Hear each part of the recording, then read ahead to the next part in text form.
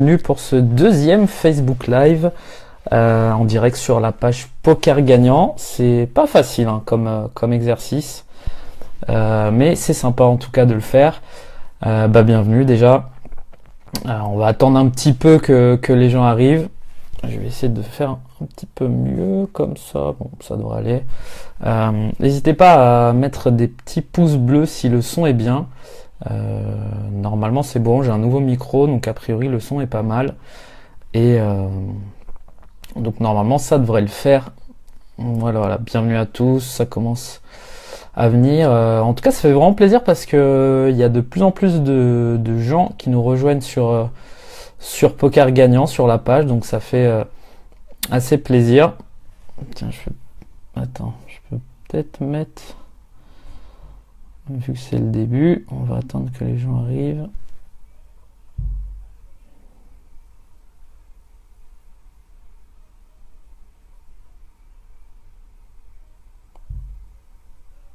Hop.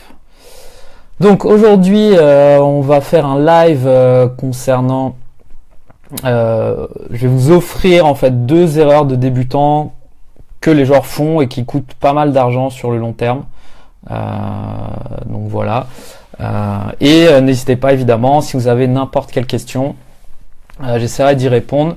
Le live va durer je pense une petite demi-heure a priori, peut-être un peu plus. Il y a le King 5 ce soir, donc je vais pas trop traîner, je pense que la plupart d'entre vous vont jouer aussi. Donc voilà, ça va durer une petite demi-heure. N'hésitez pas si vous avez des questions, parce que comme je vous l'avais dit la dernière fois, on va préparer toute une série de vidéos aussi qui s'appelle Foire à questions, où on répondra à vos questions. Ça peut être comment jouer avec As-Roi en main, comment jouer une petite paire, etc., etc. On fera ça sous forme de vidéo. Donc voilà, bon, a priori le son est pas mal, normalement on va commencer tranquillement. Salut à tous ceux qui rejoignent la vidéo, salut Kevin, salut à tous. Donc aujourd'hui on va parler de 2 erreurs de débutants assez fréquentes qui vous font perdre de l'argent au poker. Oups, voilà. Un des premiers exemples, c'est s'imaginer toujours le pire scénario. Je vois autour de moi quand je joue contre des joueurs plutôt amateurs ou plutôt récréatifs, une sorte de peur, une peur du poker, j'ai envie de dire. Je m'explique. Par exemple, il y a un tirage couleur au flop, le joueur en question mise avec, je sais pas, top pair, son adversaire le paye, la couleur rentre et tout de suite son adversaire croit que ça y est, il a couleur. J'ai l'impression que l'esprit du joueur plutôt débutant a tendance à voir toujours les nuts en face de son adversaire. Il faut au poker réagir en termes d'éventail de main, en termes de range. Évidemment, si votre adversaire paye, par exemple sur un flop roi 9-7 quand il y a 2 piques et que la turn tombe un pique, dans son éventail de mains, effectivement, il va y avoir des tirages couleurs, mais il va avoir aussi des mains comme, je sais pas, par exemple 8 et 6, 8 et 10, des mains qui font des tirages quinte par les debout, des mains comme dame 10, dame valet, des gut shots, ça peut être aussi juste simplement des top pairs. Donc voilà, faut pas toujours croire que quand vous jouez une main, faut pas toujours penser au pire scénario. Je prends un autre exemple. Vous arrivez à la river avec une main de force forte, moyenne, une main comme top pair ou une main comme par exemple 2 paires et le board devient un peu dangereux. Et souvent j'entends la phrase ouais mais ici si je mise et je me fais relancer, qu'est-ce que je fais? Donc c'est aussi quelque chose que j'entends souvent et qui est un blocage un peu psychologique de se dire ça peut être le pot est trop gros ou je suis content de ce qu'il y a au milieu, je vais pas prendre de risques, etc. Le problème c'est que la différence entre un très bon joueur et un joueur moyen, ça va être ces petits détails, ça va être réussir à bien valoriser sa main à la river, ça va être prendre le maximum de value avec des mains moyennes, contrairement à des joueurs plutôt amateurs et créatifs qui vont manquer de value, qui vont pas réussir à prendre le maximum à leur adversaire. Donc c'est vraiment très important de miser quand vous pensez avoir la meilleure main. Et quand j'entends souvent ouais mais si relance qu'est-ce que je fais, déjà il faut partir du principe que votre adversaire ne va pas tout le temps relancer à la river. Généralement, il va payer ou généralement, il va se coucher, mais il n'est pas obligé tout le temps de relancer. Encore une fois, c'est le cerveau humain qui part toujours sur le pire scénario. Quand ça m'est arrivé aussi de coacher dans des clubs, j'avais entendu une fois une dame très sympa qui m'a dit, moi quand j'ai une petite paire je fais attention, etc. Je veux pas trop jouer les petites paires parce que si je fais brelan, j'aurais peur qu'il y ait brelan au-dessus. Vous voyez, parfois c'est déjà compliqué de faire brelan, donc si on part du principe que on peut faire brelan supérieur, etc., bon, c'est un peu compliqué. Donc voilà, j'entends aussi souvent, ou je vois aussi des joueurs qui paniquent trop souvent, surprotéger ses mains. C'est quelque chose assez basique du joueur débutant, et c'est quelque chose qui vous fait soit perdre de l'argent, enfin oui, perdre de l'argent assez souvent, vous manquez de value, c'est-à-dire, je prends un exemple, je sais pas, vous avez As-Roi, le flop tombe As de 3, je sais pas, quelque chose comme ça, As 7-8, vous misez, vous avez As-Roi en main, vous misez, votre adversaire vous paye, turn, je sais pas, un 9, un 10, sur une carte qui change pas grand chose, et là vous partez à tapis pour 2 ou 3 fois le pot. Voilà, ça je vois souvent, c'est je veux arrêter le coup, je veux pas me prendre un bad beat, le pot est déjà assez gros, je veux arrêter les tirages, etc., etc. Ça aussi c'est une erreur. C'est une erreur parce que, encore une fois, un bon joueur, lui, va réussir à réfléchir en termes d'éventail de main et se dire ici, si mon adversaire a, je sais pas, une top pair, je vais avoir envie de continuer à valoriser ma main, etc. Il faut pas vraiment toujours être paranoïaque au poker et se dire que la river va tout le temps être destructrice pour notre main. Non, c'est pas vrai. Surtout que quand vous faites tapis parfois 3, 4, 5 fois le pot, au final, vous faites payer que par mieux, en fait. C'est-à-dire que vous allez faire coucher les mains que vous dominiez. Et vous allez garder en gros, quand vous allez vous faire payer que par des mains qui vous battent, c'est-à-dire de paires, brelan, etc. Donc en fait, vous aurez fait gonfler le pot, vous aurez voulu surprotéger votre main, mais ça a pas un réel intérêt en fait. Au poker, c'est bien de gagner le pot tout de suite, c'est bien de gagner une main, mais vous voulez faire de la value avec vos grosses mains. C'est très important. Et voilà, la plupart des joueurs que je vois, que je coach ou que je rencontre dans des tournois amateurs, ont trop tendance à surprotéger leurs mains. Donc c'est une erreur. Ça, après voilà, l'expérience fera en sorte que vous aurez moins peur des bad beats, vous comprendrez un peu moins, vous comprendrez un peu plus les ranges adverses, etc. Et vous pourrez jouer la main de manière un peu plus, comment dire, bonne. Ouais, j'ai envie de dire. En tout cas, meilleure. Voilà, ça c'était le premier conseil que je pouvais vous donner. Salut à tous, salut à Jeff, salut à Fabrice, salut à Seb. On me dit c'est le syndrome internet. Oui, je sais pas trop ce que c'est le syndrome internet. Il faut se dire que internet et le live ça reste le même jeu. Par contre, vous allez voir beaucoup plus de mains, vous allez voir beaucoup plus de confrontations, etc. Donc c'est voilà, internet, c'est vrai que c'est différent, mais il n'y a pas, enfin c'est pas truqué, il y a pas, vous allez peut-être voir plus de bad beats parce que vous allez jouer plus de mains, etc. Mais faut pas vous dire que enfin c'est pas censé rentrer dans votre réflexion. Et d'ailleurs, je vous en avais déjà parlé, je crois, dans l'ancienne vidéo, ne pas être orienté par le résultat. C'est toujours pareil, on en revient un peu au même, de vous dire je me suis fait craquer les as la dernière fois par 6 et 2, donc cette fois là tout d'un coup je vais avoir envie de jouer ma paire d'as différemment. Alors que non, au final, votre paire d'as, vous devez la jouer de la manière la meilleure possible, et c'est pas parce que vous l'êtes fait craquer une fois ou deux fois lors des derniers tournois que vous avez joué que tout d'un coup vous devez jouer différemment. Donc c'est voilà, il faut essayer de réfléchir sur le long terme. Le poker, c'est un jeu de long terme, c'est simple. Et oui, arrêtez avec le syndrome Winamax, le syndrome PokerStar, vu qu'il y a beaucoup de joueurs là qui me disent, je pense comprendre que vous insinuez que Winamax est truqué ou autre. Je ferai une vidéo d'ailleurs, elle est prévue pour expliquer un peu pourquoi Internet n'est pas truqué. Et malheureusement, si vous pensez qu'Internet est truqué, c'est que vous avez un blocage psychologique, c'est que vous ne progressez pas, ou du moins vous n'avez pas envie de progresser. Et voilà, je vous assure que le poker est pas truqué, on reviendra sur une vidéo. Mais si vous travaillez votre jeu, si vous avez envie de progresser, vous verrez que vous arriverez aussi à gagner de l'argent sur Internet. Voilà. La deuxième petite astuce que j'ai envie de vous donner, c'est le fait de donner beaucoup trop d'informations. Pareil, je vois souvent des joueurs à table, dans des clubs, même parfois dans des cercles, etc. Des joueurs qui aiment montrer leurs cartes tout le temps, trop montrer ses cartes. C'est vraiment, alors ça peut être pré-flop, ça peut être au flop, ça peut être à la turn. On voit souvent pré-flop, l'exemple fréquent en fin de tournoi, le bouton relance, la big blind se couche, on montre un as pour montrer que on n'est pas en train de voler ou je sais pas. Mais en tout cas, voilà.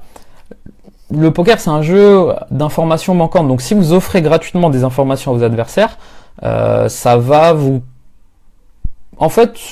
coûter de l'argent pareil sur le long terme. Parce que moi, si je vois à une table de poker qui a je sais pas, 4-5 joueurs qui montrent leurs cartes tout le temps, moi j'ai beaucoup d'informations. Donc il faut vraiment éviter de pas montrer ses cartes, surtout pré-flop par exemple, ça sert à rien, on s'en fout de montrer qu'on a un as, voilà, après on peut essayer de maîtriser son image, etc. Mais pré-flop, voilà, le poker c'est un jeu où il faut être agressif de toute façon pour gagner. Donc souvent j'entends ou je vois, voilà, ouais, tu vois, je te vole pas, je te montre, etc. Donc bon, on le sait, mais au final le poker c'est un jeu où il faut être agressif, donc c'est pas, il n'y a pas de honte à voler les blindes par exemple. Souvent j'ai l'impression que certains joueurs ont honte de voler des blindes et du coup quand ils ont un as ils sont contents, ils montrent, etc. Donc voilà. Il y a aussi les joueurs qui parfois parlent un peu stratégie en fait, c'est-à-dire qu'ils vont dire ah mais si t'avais pas fait ce move, c'est peut-être moi qui l'aurais fait, etc. Vous voyez ce que je veux dire? Souvent, je pense que vous savez de quoi je parle, vous l'avez peut-être entendu, des joueurs qui veulent un peu étaler leur science à table. Ouais, mais ici c'est pas très bien ce que t'as fait. Ici à la river avec ta main, moi j'aurais toujours couché. C'était sûr que l'adversaire avait ça, etc., etc. Déjà de base, un joueur qui veut donner trop de conseils à table, c'est un mauvais joueur. Voilà. Moi, après, ça m'arrive parfois qu'on me demande des conseils à table quand je joue dans des tournois amateurs, etc. Je veux bien répondre, mais ça viendra jamais de moi-même. Vous n'avez pas d'intérêt à vouloir étaler votre science, à expliquer à un tel qu'il a fait un mauvais move, etc., etc. Vous voulez garder vos informations pour vous. Si vous voulez parler stratégie ensuite avec votre ami ou autre, ça vous pouvez, il n'y a pas de souci. Mais de base, vous n'avez pas énormément d'intérêt à expliquer à un tel qu'il a mal joué ou autre. Voilà, ça ne sert à rien. Et comme ça ne sert à rien de dire ouais mais là je le sentais faible ou des choses comme ça. C'est pareil, c'est vous donner trop d'informations à des bons joueurs. Souvent aussi également, donc ça va un peu ensemble, voilà, donner des conseils aux autres joueurs. Il y a des gens aussi qui vont parler à haute voix. C'est-à-dire ouais on arrive à la river, je sais pas, le pot est déjà assez gros. Et en gros le joueur va réfléchir à haute voix. C'est-à-dire ah c'est bizarre, ici je comprends pas trop ce que tu essayes de représenter avec mais moi si j'ai brelan j'aurais relancé direct, donc tu peux pas avoir brelan, etc. Vous voyez, des petites choses comme ça. Et du coup à force de faire ça, en fait vous allez donner votre niveau de réflexion à toute la table. C'est-à-dire que la table va savoir comment vous réfléchissez selon que vous avez brelan ou selon que vous avez top pair, etc. Et encore une fois, ça va être dommageable. Vous allez donner des informations gratuitement à d'autres bons joueurs. Donc voilà, conseil de base, c'est ne montrez pas vos cartes, soyez silencieux, etc. Vous n'avez pas énormément d'intérêt à montrer vos cartes. Voilà. Oui, évidemment, pour revenir à ce que dit Sébastien... Ouais, Sébastien, etc. Ouais, Sébastien, deux Sébastien, pardon, Sébastien Barbier, Sébastien Bazin. Oui, c'est de l'échange. Moi, je parle juste à table, c'est-à-dire que évidemment, quand vous êtes entre vous dans un club, etc. Mais même, en fait, même entre clubs, même si le but c'est de jouer, c'est de s'amuser, vous pouvez très bien en parler en dehors de la table. Vous n'êtes pas obligé de discuter avec 8 ou 9 oreilles. Si vous avez des amis avec qui vous voulez discuter stratégie, c'est très important d'ailleurs. Vous pouvez le faire, mais vous pouvez le faire après le tournoi. Vous pouvez très bien noter votre main, la main en question, et de discuter ensuite avec d'autres joueurs, de dire tiens, ici j'ai fait ça, toi est-ce que tu aurais fait ça, etc. C'est juste que le faire en direct à table, ça n'a pas spécialement d'intérêt. Surtout que parfois les joueurs ensuite s'en mêlent, un tel va dire mais toi t'as mal joué, j'aurais pas fait ça, après ça peut mettre une mauvaise ambiance, vous pouvez être pris en grippe par la table, etc. Donc si vous voulez discuter stratégie avec votre ami, plutôt que le faire à table, vous pouvez très bien vous rappeler de la main et ensuite en discuter à froid ou poster votre main sur un forum, etc. etc. Donc voilà. Bon, c'était deux petits conseils en gros que je vous ai donnés sur des erreurs fréquentes de débutants. On a lancé il y a quelques jours une première formation payante. Poker Gagnant, c'est un site de coaching gratuit où on offre beaucoup de contenu, on va faire beaucoup de vidéos, etc. Mais on nous a demandé d'aller un peu plus loin, donc on a fait une petite formation qui s'appelle un peu le top 10 des erreurs des débutants au poker, ce qu'ils font plus. Il faut bien comprendre que chez les débutants, chez les récréatifs, il y a au moins 90% de joueurs qui font ces erreurs. Et moi, je le vois encore. C'est dommage parce que c'est des petites erreurs qui peuvent être modifiées assez facilement et qui vous feront vraiment progresser. Donc voilà, on a fait une petite formation au tarif de 27 € au lieu de 47 € pendant 15 jours. Et c'est une formation sous forme de vidéo, c'est une vidéo d'1 heure où j'explique un peu plus en détail. Je rentre vraiment plus dans les détails, je donne pas mal de conseils techniques. Donc voilà, si ça peut vous intéresser, n'hésitez pas, on nous l'a demandé. Et comme dit Benoît, voilà, effectivement, ça fait du bien de se remémorer quelques bases. Et en plus, c'est vrai parce que moi, quand j'ai fait cette vidéo, cette formation, ou même quand je coach des joueurs débutants ou amateurs, parfois c'est marrant parce que j'ai l'impression voilà, de revoir certaines bases que j'avais peut-être oubliées, etc. et qui en fait sont très importantes. Je prends un exemple bête, jouer en position. Moi voilà, j'ai été joueur professionnel, je joue énormément, je continue de jouer fréquemment sur internet, et par exemple jouer en position, ça semble bête, enfin c'est simple, c'est un conseil de base, il n'y a pas de souci. Sauf que en l'écrivant ou en analysant la chose, on se rend compte finalement que oui, c'est important et ça peut nous aider dans notre jeu. Voilà, donc c'est ça qui est intéressant. Donc voilà, c'était deux petits conseils que je vous ai donnés comme ça, c'était le thème aujourd'hui. N'hésitez pas si vous avez des questions, on va encore faire un petit quart d'heure si vous avez n'importe quelle question de type sur voilà comment progresser au poker, sur peut-être je sais pas, il y a des mains que vous avez du mal à jouer, sur une main que vous avez joué récemment et que vous voulez des conseils, etc. N'hésitez pas, je suis là et voilà. Fabrice qui me dit oui, c'est beaucoup mieux d'en discuter après pour éviter d'en parler à chaud. Oui, en plus, parce que voilà, moi au début de ma carrière, c'est un conseil vraiment que je donne souvent, mais vous pouvez très bien noter vos mains en fait. C'est assez simple de noter ses mains sur un petit calepin, sur un petit carnet. Moi j'avais un blog à l'époque sur Club Poker qui marchait pas mal, les gens aimaient bien. Et en fait ça m'a beaucoup fait progresser de noter mes mains parce que déjà ça m'a permis de raconter un coup, de savoir raconter un coup, ce qui est pas facile, et je me rends compte que beaucoup de joueurs de poker n'arrivent pas à raconter un coup correctement. Ils se gourdent dans les positions, ils se gourdent dans les stack size, etc. Donc déjà c'est très important, et ensuite ça va vous permettre de pouvoir progresser, de réfléchir à froid, de se dire, parce que le poker live, poker internet, on peut review tout de suite la main, on peut y réfléchir, etc. Le poker live, le problème entre guillemets, c'est qu'on a très vite fait d'être orienté par le résultat. C'est-à-dire que on joue cette main et on va être éliminé, on va se dire ah j'aurais peut-être pas dû faire ça, c'est dommage, etc., etc. Alors que peut-être qu'on a bien joué la main, mais comme on est encore dans le buzz du tournoi, on essaye de peut-être se dire qu'il aurait peut-être fallu faire autre chose, ou par exemple si je suis short stack, j'aurais peut-être dû attendre, etc. Alors que si vous le faites à froid, si vous réfléchissez un peu, si vous posez la main et vous dites ça, est-ce que j'ai bien joué ou pas, vous verrez que ça sera beaucoup plus facile d'analyser. Voilà.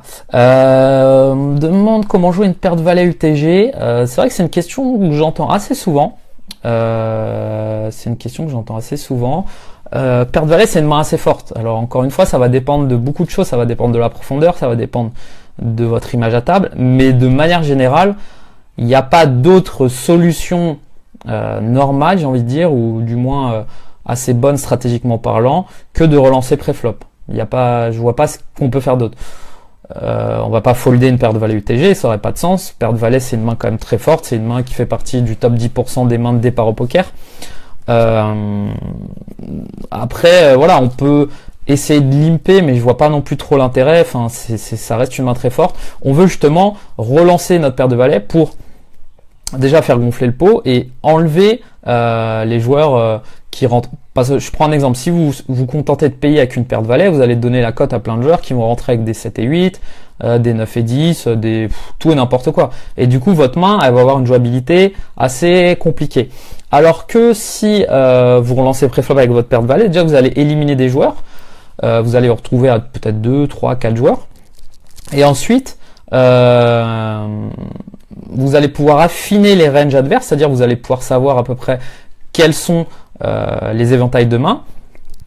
Et voilà, donc ça va être plus simple à jouer. Après, la paire de valets, je crois que la stat, si je dis pas de bêtises, c'est 50% du temps où il y a une overcard, c'est-à-dire un roi, une dame, un as. Et c'est souvent ça ce qui fait défaut, entre guillemets, qui pose problème à la part des joueurs amateurs, c'est qu'est-ce que je fais quand il y a un roi, qu'est-ce que je fais quand il y a une dame, qu'est-ce que je fais quand il y a un as. C'est très compliqué de répondre comme ça, je peux pas vous répondre, ça dépend vraiment de combien vous êtes dans le pot, ça dépend beaucoup de la profondeur. Je vais jouer totalement différemment une paire de valets avec une dame au flop que j'ai 100 big blind ou que j'ai 20 big blind. Ça va dépendre si le joueur qui a payé ma relance était en pro de parole ou s'il était en big blind. Voilà, il y a vraiment beaucoup d'éléments, c'est un peu compliqué. Mais si je peux vous donner un conseil pour la paire de valets, c'est à peu près pareil pour la paire de 10. Je vois souvent des joueurs qui savent pas jouer paire de 10 ou paire de valets. C'est simple, en fait, relancez pré-flop et avisez. Et ne surjouez pas une paire de valets, c'est pas parce que vous avez une paire de valets que... En fait, faut ni la surjouer ni la sous-jouer, parce que souvent les joueurs ont tendance à se dire, voilà, vous allez surjouer une paire d'as, c'est-à-dire, ouais, j'ai les as, par exemple, le board c'est 6, 7, 8, le board est dangereux, mais je m'en fous, j'ai une paire d'as et de toute façon je suis un peu obligé d'y aller parce que j'ai une paire d'as. Et à contrario, donc déjà ça c'est une erreur, parce que la paire d'as au final ça reste une paire, certes vous avez une overpair, mais quand vous partez à tapis, vous avez qu'une paire, donc c'est pas non plus génial. Et par contre, dans le sens inverse, quand vous avez une paire de valets, vous allez peut-être la jouer un peu plus doucement, de vous dire mais j'ai qu'une paire de valets, je vais faire attention, quitte à vous faire bluffer ou quitte à sous-jouer totalement votre main. Donc dites-vous que au final ça reste une paire, que ce soit une paire de valets, que ce soit une paire d'as. Évidemment la paire d'as a plus de valeur surtout post-flop, mais voilà, ça dépend vraiment de beaucoup de choses que je pourrais pas exactement décrire ici. Alors il y a des petites questions, on va répondre. Donc paire de valets UTG. Sébastien Barbier qui me demande: tu préconises de mettre une blinde de plus par joueur limper ou rester sur la tradition 3 fois la big blind? Je t'invite Sébastien déjà à aller voir le dernier live que j'ai fait, c'était la semaine dernière sur la page Poker Gagnant, parce que j'ai parlé un peu des sizing pré-flop. Oui, un des conseils de base des livres, des trucs de Poker Harrington, etc., même il y a longtemps, c'est de rajouter une blinde par limper. C'est plutôt un bon conseil. Je pense que quand vous faites 3 blindes, voilà, 3 fois la blinde de base, s'il y a 2 limpers, vous pouvez faire 5 fois la blinde, c'est pas dérangeant. Après, attention, il y a des adaptations, ça va dépendre de votre stack. Par exemple, vous n'avez pas énormément d'intérêt à faire 5 fois la blinde si vous avez un stack de 20 à 25 blindes, alors que plus vous êtes profond, plus vous allez avoir envie de gonfler le pot, donc vous pouvez très bien faire cher. Plus votre stack est réduit, plus vous avez envie de faire payer vos adversaires. Par exemple, si vous avez une paire d'as avec 18 blindes et qu'il y a limp 3 fois, vous allez peut-être pas faire 6 ou 7 fois la blinde pour montrer à vos adversaires que vous êtes un peu commit et que vous avez une grosse main. Vous allez peut-être soit faire directement tapis pré-flop, ou soit simplement faire 3-4 fois la blinde, quitte à prendre un risque, quitte à vous faire payer 3-4 fois, mais parce que vous avez une paire d'as et il faut prendre des jetons, surtout quand vous n'avez pas beaucoup de profondeur. Donc voilà, c'est un peu compliqué de répondre, mais je pense que oui, pour débuter, faire 2 fois et demi, 3 fois la blinde, rajouter une blinde par limper, je pense que c'est bien. Faut pas hésiter de toute façon à relancer assez cher, parce que les joueurs de manière générale sont assez calling station, donc voilà, faut pas hésiter. Benoît qui me demande que penses-tu des vidéos dans la tête d'un pro avec Davidi. Ses réflexions sont souvent bonnes car je pense qu'il est très serein, mais il est dans la confiance ou la probabilité ou autre chose. Oui, déjà c'est une très bonne série dans la tête d'un pro, c'est quelque chose que j'adore regarder. Pour des joueurs débutants, c'est parfois un peu compliqué parce que vous avez la chance de voir des coups dans des tournois type EPT, type WSOP à 5 000, 10 000 $ avec des joueurs qui ont un niveau de réflexion beaucoup plus élevé que le vôtre. Donc ça peut parfois être dangereux de vouloir faire comme Davidi par exemple ou de vouloir faire comme Pierre Calamusa ou autre. Donc faut faire attention, faut essayer de prendre ça comme un divertissement, de noter des petits conseils, notamment Davidi est plein de conseils sur la tenue de table, sur le fait de prendre son temps avant de réfléchir, etc. Tout ça, c'est des éléments vraiment importants. Après, en termes de stratégie, c'est intéressant pour les joueurs confirmés, pour les joueurs débutants, il faut faire attention parce que ces joueurs-là réfléchissent à un degré qui n'est pas le même qu'un joueur débutant ou amateur. On va faire encore une ou deux questions. Vas-tu jouer le King 5 ce soir? Ouais, on va jouer 5-6 minutes. Bonne chance à tous ceux qui jouent le King 5. Ça faisait au moins 3-4 ans que j'avais pas joué le King 5 et des amis m'ont un peu engrainé. Bon, pour l'instant, on n'a pas fait long feu, mais voilà. Donc, bonne chance si vous jouez. Et Laurent qui me demande, alors moi j'ai un problème, suis-je trop conservateur si au jour 1 d'un tournoi j'arrive jamais à être méga stack, j'ai 99% du temps juste l'average. Bah non, c'est pas spécialement être conservateur. Il faut avoir certaines qualités déjà pour monter un très gros stack. Alors soit faut être vraiment un gros chatard, faire n'importe quoi et mettre des bad beats à tout le monde, soit faut vraiment bien maîtriser le style de jeu très agressif, ou soit faut avoir run good, avoir je sais pas les as contre les rois ou un brelan contre un brelan. Déjà c'est pas au D1 que tu as gagné un tournoi. Enfin, quand tu joues un tournoi avec plusieurs jours, il faut vous dire que c'est pas au D1 que tu sois dans l'average ou chip leader ou avec 15 blindes au D1, c'est pas très important. C'est le D2 vraiment qui va un peu dicter la loi, surtout que en D2 il y a beaucoup de busto, la structure aussi va de plus en plus vite, la profondeur est moindre, etc. Donc voilà, si t'es déjà à chaque fois dans la moyenne au D1, franchement c'est pas mal. Moi j'aimerais bien passer tous les D1 que je joue, parce que c'est pas si facile. Parfois tu buzz, parfois il y a des mauvaises rencontres, etc., etc.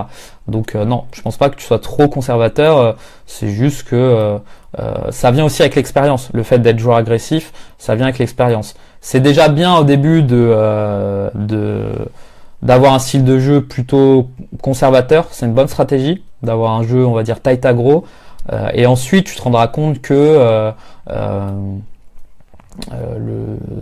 avec l'expérience, etc., tu seras de plus en plus agressif et ça sera plus facile pour toi de monter des jetons plus facilement parce que les autres joueurs seront trop serrés, etc. Donc voilà. Je vais vous dire une bonne soirée. On a fait une petite demi-heure environ. N'hésitez pas si vous avez des mains aussi à me faire partager. Je l'ai déjà dit lors de la dernière vidéo, je vais faire des vidéos review, c'est-à-dire j'attends que vous m'envoyez des mains principalement online. Ça peut être intéressant des mains live aussi, mais des mains online je pense pour commencer. Et ensuite on fera une série de vidéos à chaque fois où j'expliquerai si vous avez bien joué la main, qu'est-ce que vous auriez dû faire de différent, etc. Donc n'hésitez pas, vous pouvez me contacter sur mon Facebook Steven Moreau, sur même la page Poker Gagnant directement, sur mon Twitter Gloop94, etc. Donc n'hésitez pas. Le but c'est aussi de vous faire progresser. C'est le but numéro 1 de cette plateforme qu'on a créée ensemble. Donc voilà. Merci à tous, en tout cas, merci de m'avoir écouté. Je referai un live certainement dimanche ou samedi, je sais pas encore. Je pars à Cannes jeudi matin pour jouer le DSO de Cannes.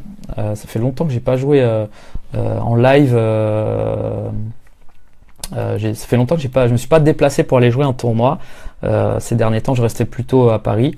Donc ça va être sympa et j'essayerai de vous faire un petit live sympa à Cannes pour vous raconter un peu comment le tournoi s'est déroulé et voilà, faire un petit live sympa. Donc n'hésitez pas, partagez la vidéo si ça vous a plu. N'hésitez pas aussi à taguer vos amis qui sont peut-être débutants, ont des problèmes avec le poker, qui pensent peut-être que, enfin vous pensez peut-être que mes conseils ont été intéressants. Et donc voilà, n'hésitez pas à partager, ça me fait vraiment plaisir. En tout cas, c'est encore une fois, je répète, mais c'est une idée qu'on a eu un peu de faire un site comme ça, participatif. J'apprends pas mal de trucs, c'est assez intéressant et je suis assez content pour l'instant. J'ai des bons retours. On est qu'au début, on a encore plein d'idées, on va faire plein de choses, mais en tout cas c'est sympa. Voilà. Je vous dis à bientôt. Bonne chance si vous jouez le King 5, bonne chance si vous jouez tout simplement au poker. Et je vous dis à très vite pour un Facebook Live certainement, donc samedi soir ou dimanche soir, en direct de Cannes. Ça va être sympa. Il y aura pas de bureau, il y aura peut-être des palmiers et le soleil. Voilà. Je vous dis à très vite. Merci de m'avoir écouté et à bientôt. Ciao les gars.